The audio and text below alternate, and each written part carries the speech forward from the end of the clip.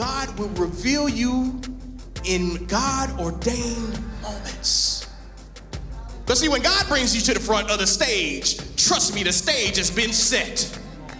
He's already prepared you. He's already qualified you. He's already put everything inside of you that you need to stand up to whatever it is that's standing at that table.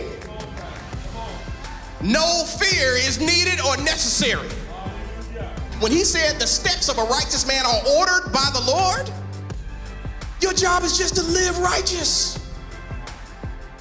And he said, I will place things in your path when you need them.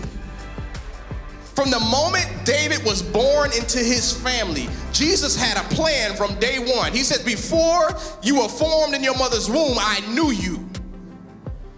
There's some things you're going to have to go through that are going to prepare you for who I'm calling you to be. You're not going to like all of them.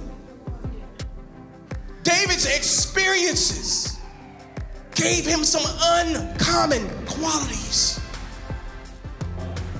I don't care how talented you are. I don't care how smart you are. I don't care how good you live your life. The thing that God has anointed you to do will break yokes. 100%. Why? Because it's not you. It's the anointing that flows through you when you use that gift.